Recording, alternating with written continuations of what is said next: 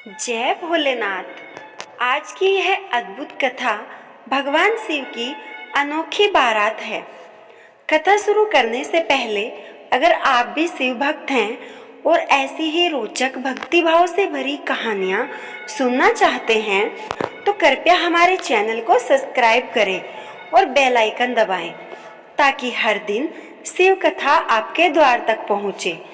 आज हम आपको सुनाने जा रहे हैं वो कथा जो हर भक्त के हृदय को आनंद से भर देती है।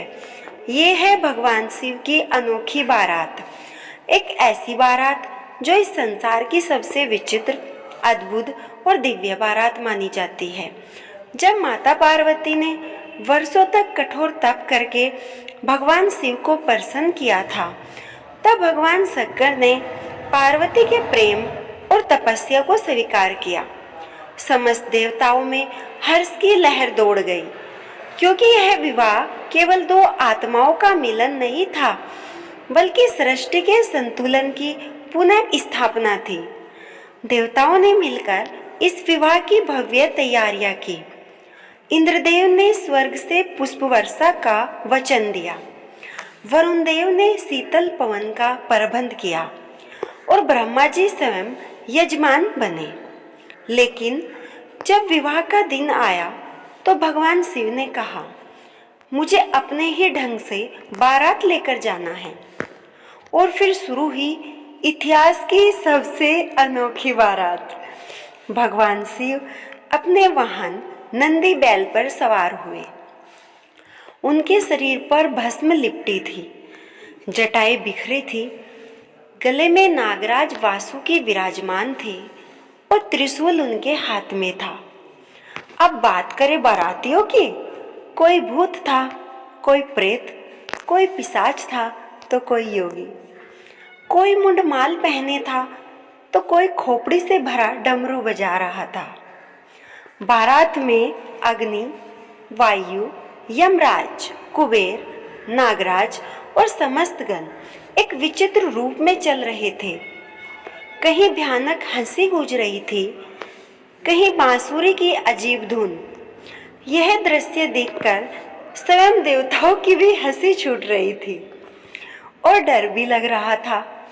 जब यह विचित्र बारात हिमालय पर पहुंची तो माता पार्वती की मां मैना देवी ने जब शिवजी और उनकी बारात को देखा तो वह बहुत ही अचंभित और भयभीत हो गई।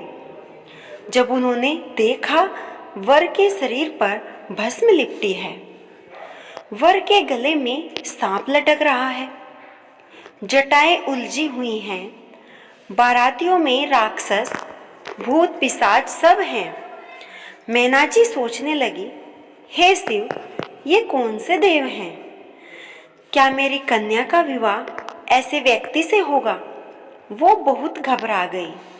उन्होंने तुरंत अपनी बेटी से कहा, बेटी, ये कोई साधारण बारात नहीं है, ये तो बड़ी ही भयानक बारात है। मैं तुम्हारा विवाह ऐसे भूत पिशाचों के साथ नहीं कर सकती।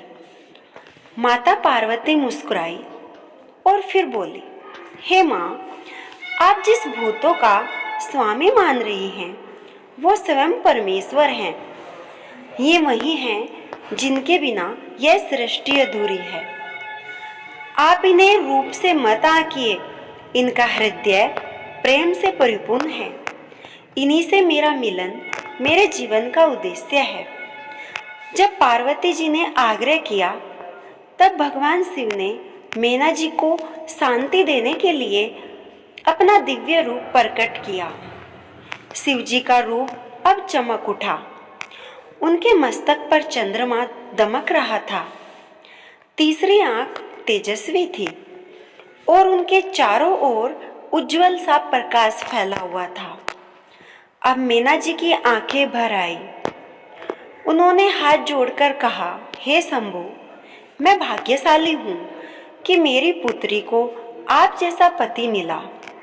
इसके बाद विवाह की रस्में आरंभ हुई। ब्रह्मा जी ने वेद मंत्रों से विवाह कराया, विष्णु जी ने कन्यादान किया, सभी देवी देवता उपस्थित रहे।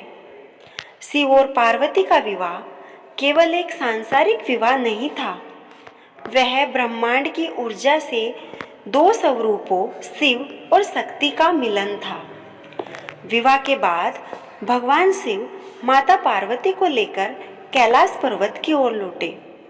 अब माता पार्वती केवल पार्वती नहीं, जगत जननी जगदम्बा बन चुकी थी।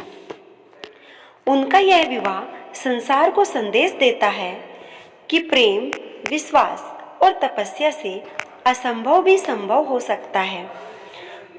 तो भक्तों, ये थी भगवान शिव की अनोखी बारात की कथा। एक ऐसी कथा जो हमें सिखाती है सच्चा प्रेम बाहरी रूप नहीं बल्कि आत्मा से होता है। अगर आपको ये कथा पसंद आई हो तो इसे ज़रूर शेयर करें और चैनल को सब्सक्राइब करना न भूलें। हर हर महादेव।